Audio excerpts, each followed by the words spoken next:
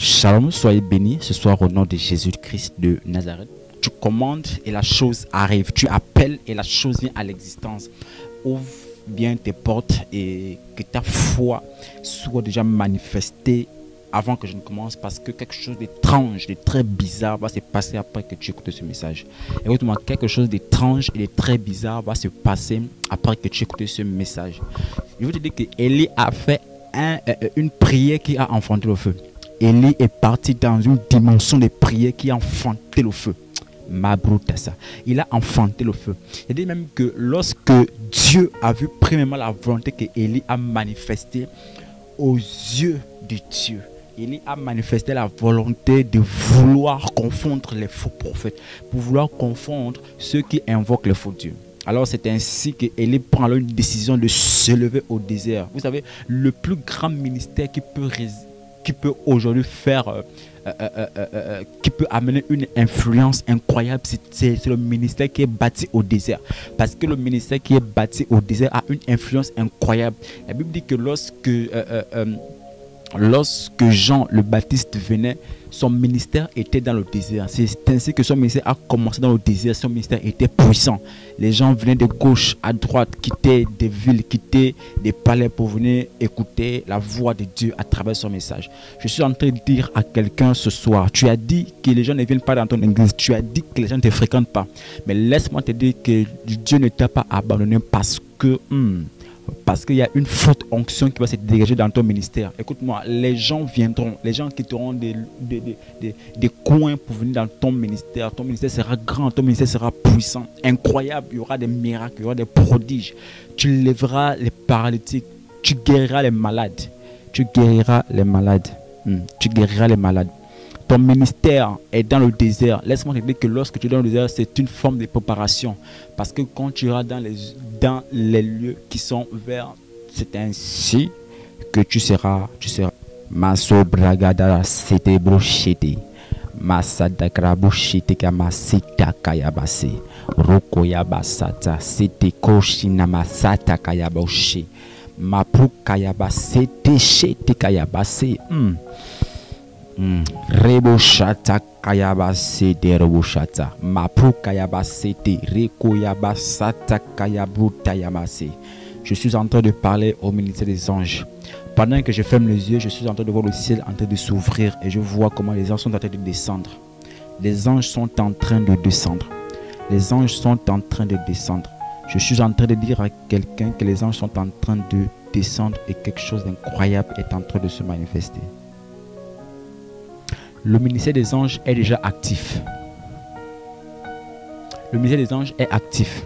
Est-ce que vous savez, lorsque un homme de prière se met devant vous, ce n'est pas pour regarder son vêtement. Ce n'est pas pour regarder sa façon de faire. Mais c'est plutôt d'être en esprit avec lui. D'être en esprit avec lui. De se connecter avec lui par le même esprit. C'est ainsi que tu verras la puissance et la main de Dieu. C'est ainsi que tu verras la puissance et la main de Dieu. C'est ainsi que tu verras la main et la puissance de Dieu.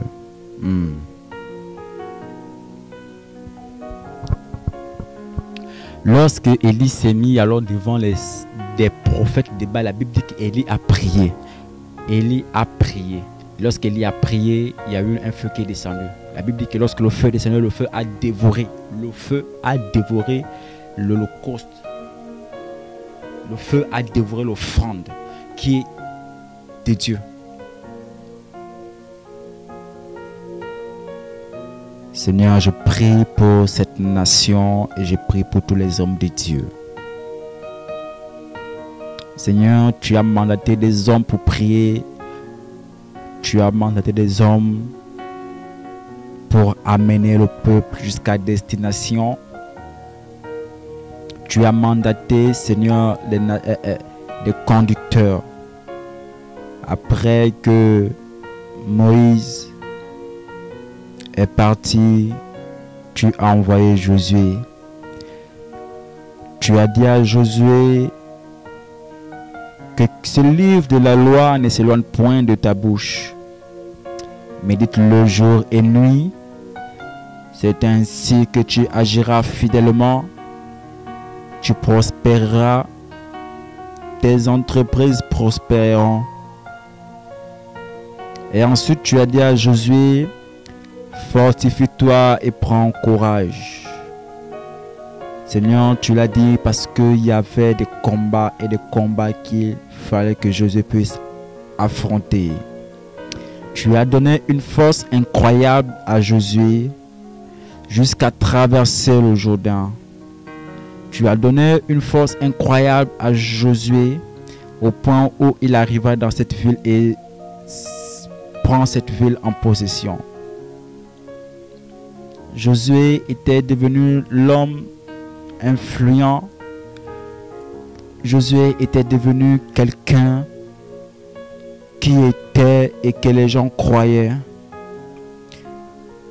Les gens doutaient le ministère de Josué après qu'il ait succédé Moïse. Et lorsque Moïse est parti, Josué ne pouvait rien faire car il ne croyait pas en lui. Il n'avait pas cette capacité d'amener le peuple. Il n'avait pas cette capacité de conduire ce grand peuple que Moïse avait laissé. Alors il a fallu que Jésus de Nazareth vienne consoler Josué et de démontrer la puissance et le feu qui était en lui, capable de parler à la nature pour que la nature puisse obéir. Alors c'est ainsi que Josué montra ses signes au peuple. Josué alors arrêta le soleil. Et le soleil s'est arrêté. Je suis en train de prophétiser dans ta vie actuellement pendant que je parle. Actuellement pendant que je parle. Ne doute pas de toi. Cherche au-dedans de toi et tu sauras qui tu es. Cherche au-dedans de toi, tu connaîtras ton identité spirituelle.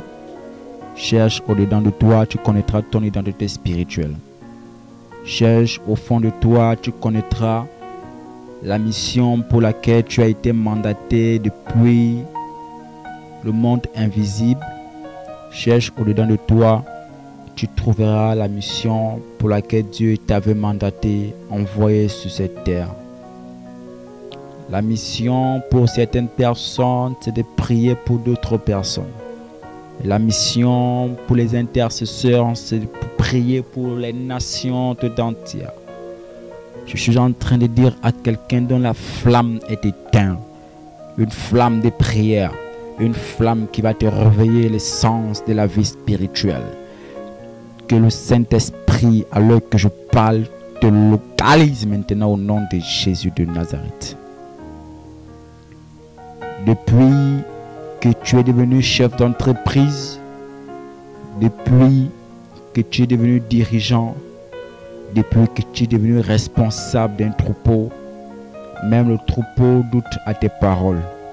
Mais laisse-moi te dire que c'est lorsqu'ils verront le miracle, ils changeront ta vie. Parce qu'en toi, il y a un champion qui dort. Je suis en train de dire à un homme et à une femme de prière, à une femme qui a consacré sa vie à la prière, à une nation qui a consacré sa vie dans la prière. Lorsque ta vie est consacrée dans la prière, tu ne vis que la prière. Tu ne vis que de la prière. Et pour des intercesseurs, il n'y a plus de très magnifique que lorsque tu pries, tu vois le miracle arriver. Il n'y a rien de plus magnifique que lorsque tu pries pour les nations, tu entends le témoignage incroyable. Je suis en train de parler de manière prophétique. D'ailleurs, je le dis à ma qualité d'apôtre, au nom de Jésus, que là où tu es, que le fondement de la malédiction soit brisé. Tu es appelé à prospérer. Un chrétien n'est pas un pauvre. Et un homme de Dieu est celui qui marche par la vision.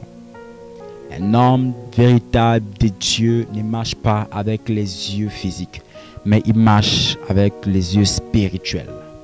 Là où tu es, je dis bien que l'onction de la prière te saisit. Que tu sois localisé. que ta vie soit transformée. La seule chose qui te manque, c'est l'alliance avec le Seigneur.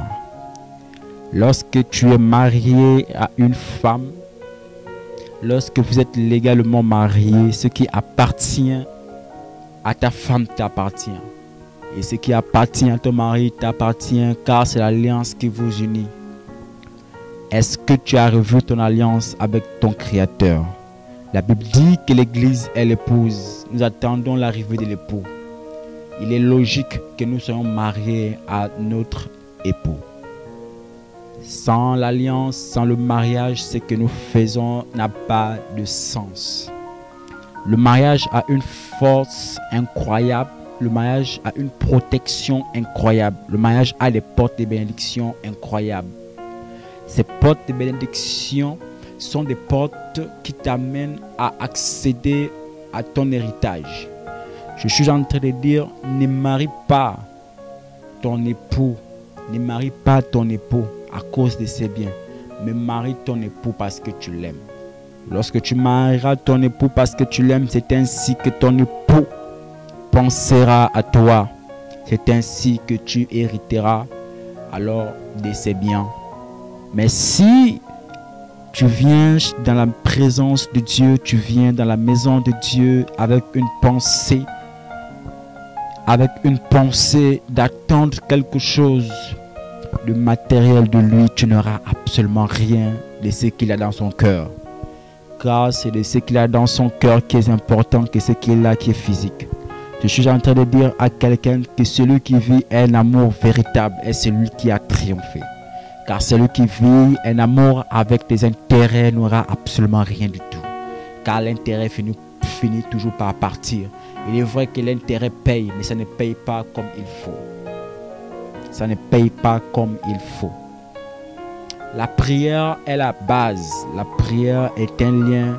La prière est une source de vie spirituelle et qui a des effets physiques. Lorsque tu demeures dans la prière, il n'y a rien de plus magnifique et extraordinaire. Il n'y a rien de plus vivable. Et mesdames, Seigneur, lorsque tu es un homme, une femme de prière qui sait ce qu'il veut ou qui sait ce qu'elle veut, il n'y a rien de plus magnifique et de plus glorieux de recevoir et d'habiter dans la plénitude de l'esprit. Lorsque tu es un homme de prière, tu vis ce qu'on appelle une vie Zoé. Mais je vais te dire une chose, qu'un homme de prière est un sacrificateur. Il sacrifie plusieurs minutes et plusieurs temps et de ces secondes pour se consacrer à la prière. Lorsqu'on parle de la prière est une femme. Un homme doit se marier à la prière. La Bible dit que Abraham s'était marié à une femme nommée Ketura. Et Ketura, dans la profondeur de son nom c'est encens. Et nous voyons dans l'Apocalypse que les prêtres priaient à travers, au point où donnaient des paroles, et ces paroles montaient à travers l'encens. Donc Ketura est encens. Lorsque Ketura est encens, cet homme s'était alors marié à Ketura. Et ils ont eu des enfants avec cette femme nommée Ketura. Lorsqu'il s'est marié avec Ketura, il trouva alors une vie qu'il n'avait jamais eue auparavant. Parce que le père de la foi, le père Abraham avait tellement aimé cette femme qu'on appelait Sarah. Lorsqu'il avait aimé Sarah, il a vécu avec Sarah pendant des années. Sarah était déjà vieille, Sarah ne pouvait plus enfanter. Mais Abraham chaque jour commandait au matin. Lorsque je parle de commander au matin, c'était l'intercession que Abraham faisait chaque matin. Dès le lever du jour, Abraham alla prier son Dieu. Et son Dieu répondait à travers un résultat incroyable. C'est ainsi alors qu'un jour que les anges passaient devant la porte d'Abraham, Abraham arrêtait ses hommes et les fit boire et manger. Et ces hommes-là ont mangé, ont parlé et ont prophétisé sur la vie d'Abraham. Écoute-moi frère, il y a des prophéties que tu as reçues qui aujourd'hui n'ont pas encore vu le jour. Mais il y a des sacrifices qu'il faut faire pour que cette prophétie vienne à l'existence. Écoute-moi, je te dis une chose, qu'il y a des prophéties que tu as reçues, que tu avais reçues par des prophètes. Jusqu'à présent, ces prophéties n'ont jamais vu le jour. Mais laisse-moi te dire qu'il y a des offrandes qu'il faut faire pour booster cette prophétie. C'est ainsi qu'Abraham a fait alors une grande offrande que les anges ont mangé. C'est ainsi que les anges ont prophétisé. La même année, la même date, la même époque, cette même saison, ta femme aura un fils. Je suis en train de dire à une femme ou à un homme qui attend un enfant, Dieu n'attend que ton sacrifice afin de propulser cette prophétie. Il a dit à Abraham, Abraham, je rendrai ton nom grand. Il n'a pas dit Abraham, je te rendrai grand. Il a dit Abraham, je rendrai ton nom grand. C'est pourquoi aujourd'hui nous voyons les exemples des pères de la foi dans le livre d'Hébreux. Il a dit à Abraham, Abraham, je rendrai ton nom grand. Il n'a pas dit Abraham, je te rendrai grand. Il a dit Abraham, je rendrai ton nom grand. Et aujourd'hui, nous pouvons lire les pères de la foi dans le livre hébreu. Abraham, père d'une grande multitude. Abraham, père. C'est ainsi que Abraham a perdu sa charmante épouse Sarah. Lorsque Abraham a perdu sa charmante épouse Sarah, Abraham a pleuré, il était triste. Abraham avait cessé de commander au matin. Abraham avait tout laissé. Abraham était devenu un homme faible. Abraham ne connaissait plus ce qu'on appelle la vie de prière. Alors un jour, un bon matin, alors Abraham décida d'épouser une autre femme. Cette femme qui s'appelait Ketura. Alors lorsqu'Abraham va leur prendre cette femme nommée Ketura, Abraham va connaître le mystère de Ketura. Abraham n'avait pas fait erreur de choisir cette femme, mais il savait pourquoi il avait choisi cette femme. Parce que son nom signifie la prière. Abraham s'était marié à la prière. Abraham s'était marié à la prière. Et lorsqu'Abraham s'était marié à la prière, la Bible dit que Ketura et Abraham, ils ont eu 6 fils. Ils ont eu Zinzar, ils ont eu Mécha. Ce sont ces noms qui signifient la joie et la musique. Abraham était devenu heureux.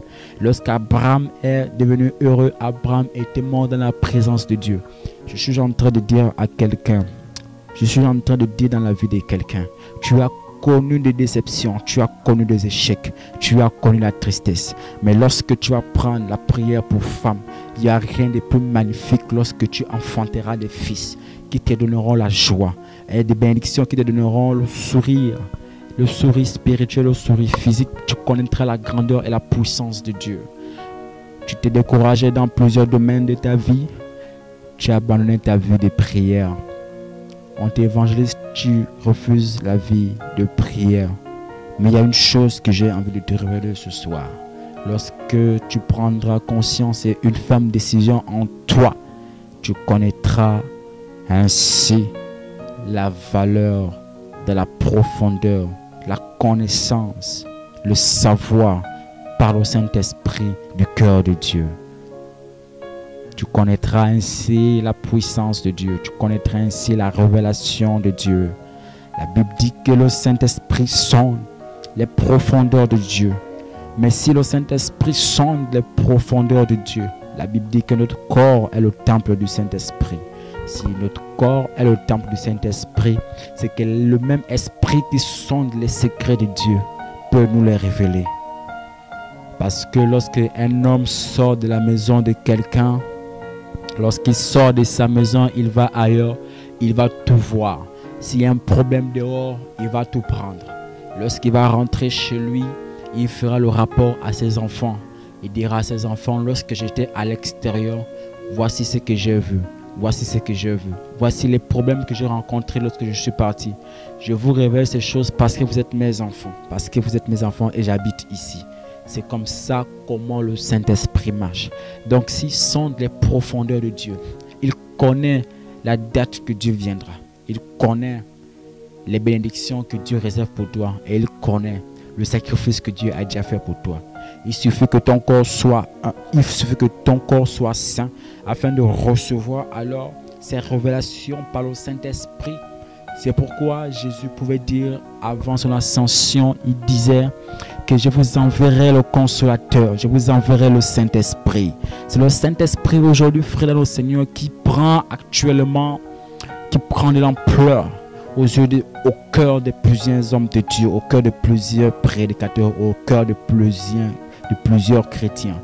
Tout simplement pour vous dire que la personne dont je vous parle, ce n'est pas de moi, je vous parle du précieux Saint-Esprit de Dieu. Ce magnifique et glorieux Saint-Esprit, tu vas dire pourquoi cet homme parle, pourquoi non, frère dans le Seigneur.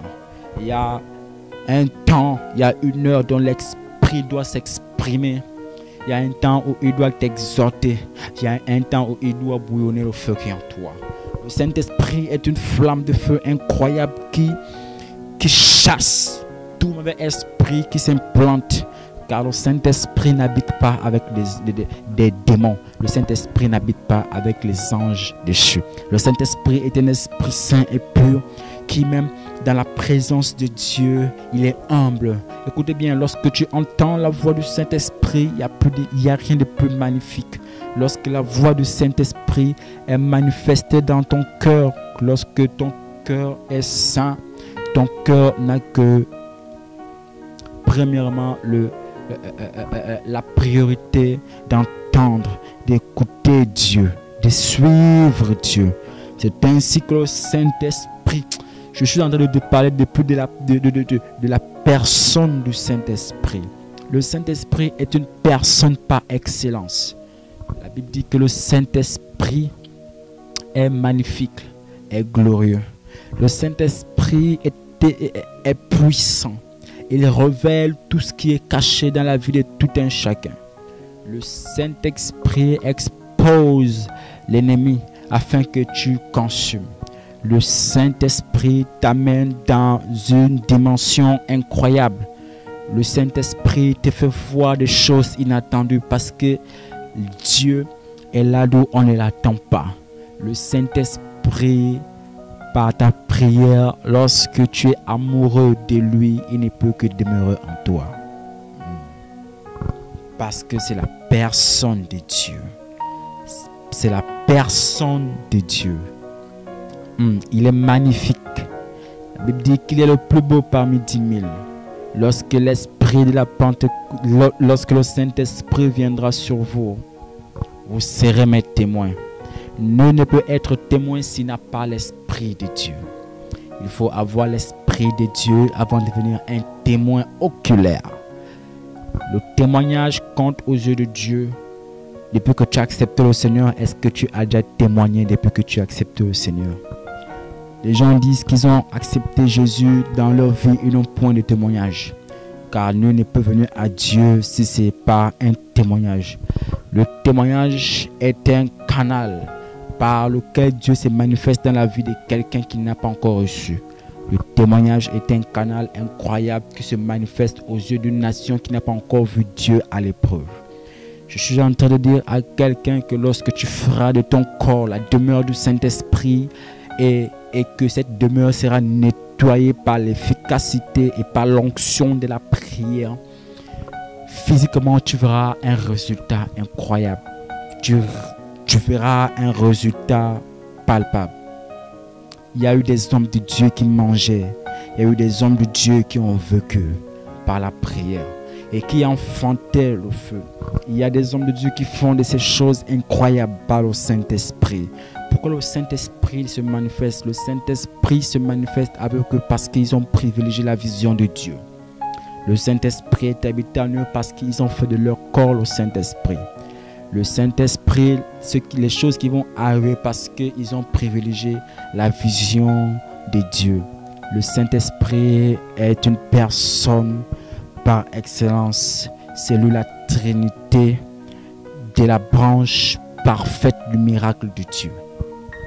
Le Saint-Esprit est magnifique. Le Saint-Esprit est grand. Si tu n'as pas l'Esprit de Dieu, tu ne peux pas prier. La prière fervente du juste a une grande efficacité. C'est par le Saint-Esprit. Lorsque ton corps est conçu sur le roc pour habiter par le Saint-Esprit, il n'y a rien de plus beau, tu verras les oracles de Dieu. N'abandonne pas le chemin. Tu as eu des déceptions. Laisse-moi parler sur ta vie. D'ailleurs, je le prophétise au nom de Jésus. Que là où tu es, que l'onction de prière soit ton partage. que partout où tu es, prends une seule minute de prier. Dieu t'avertira de beaucoup de choses. Des choses qui vont arriver. Des choses qui vont arriver même dans la vie de tes enfants. Il te fera même voir la génération, il te fera même voir la génération suivante. Je suis en train de dire à quelqu'un, tu es habitué au parole des bénédictions. L'homme de Dieu prophétise, l'homme de Dieu parle sur ta vie. Mais tu n'arrives pas à chercher à savoir pourquoi lorsque cet homme de Dieu qui a la même nature que moi parle, la chose arrive. Cet homme de Dieu qui est devant toi a fait de son corps un temple saint, un temple du Saint-Esprit. Cet homme de Dieu qui parle une fois, la chose arrive parce qu'il a privilégié la vision de Dieu. Cet homme de Dieu qui prophétise aujourd'hui parce qu'il a laissé premièrement ses yeux et il a pris les yeux de Dieu. Laisse-moi te dire, dans tout domaine de ta vie, lorsque tu vas privilégier rien que les ambitions de Dieu, tu auras des faveurs incroyables. Les grâces de Dieu se répandront sur toi. Les grâces et les faveurs de Dieu seront sur toi. Mère, privilège la vision de Dieu. C'est ainsi que tu verras la main et la puissance de Dieu. Yes, thank you, Jesus. Seigneur, localise au nom de Jésus toutes les familles en détresse. Père, je prie au nom de Jésus. Seigneur, à ma qualité de serviteur, Père, avec les miracles que j'ai déjà vus, Seigneur, par mes mains, Seigneur, par ton canal. Pendant cette tournée que je faisais dans les 9 provinces, tu n'as jamais, Seigneur, déçu ton serviteur. Il y a des gens qui se posent des questions, est-ce que je pratique ou est-ce que je vais chez les Nganga? Mais Seigneur, laisse-moi te dire, Seigneur, que le sacrifice est un autel. Lorsque tu bâtis un autel de sacrifice, il n'y a rien de plus glorieux, il n'y a rien de plus magnifique. Seigneur, localise ces familles, localise cet homme qui veut devenir enfant de Dieu, qui veut te servir. Localise cette femme, cet homme qui veut devenir un homme de prière, un homme influent de la société dans le monde de la prière. Pour que leurs prières enfantent, pour que leurs prières aient une efficacité, pour que leurs prières aient une légalité. Rabaisse en eux, Seigneur, l'orgueil, que l'orgueil soit ôté dans leur vie et que la faveur et l'humilité de Dieu puissent y habiter. Je déclare au nom de Jésus dans ta vie que là où tu es, tu entends cette voix. Reçois le miracle de Dieu au nom de Jésus. Et pendant que tu es, que tu visionnes cette vidéo, reçois la faveur de Dieu. Sois guéri au nom de Jésus. Tu sois guéri, peu importe ta maladie, tu sois guéri. Le coronavirus n'est qu'un passage. Sois guéri au nom de Jésus. Que la faveur de Dieu soit sur toi. Que la miséricorde de Dieu soit. Que la grâce soit. In the name of Jesus. Que la puissance du Saint-Esprit se manifeste dans ce que tu fais, qui vient de Dieu. Au nom de Jésus de Nazareth. Soyez bénis, richement bénis, expressément bénis, accidentellement bénis. Au nom de Jésus, le Nazareth, le véritable, le Dieu des apôtres, des prophètes, des pasteurs, et tous les hommes de Dieu, que la grâce soit sur toi et que Dieu te révèle encore des mystères cachés du Saint-Esprit. Shalom.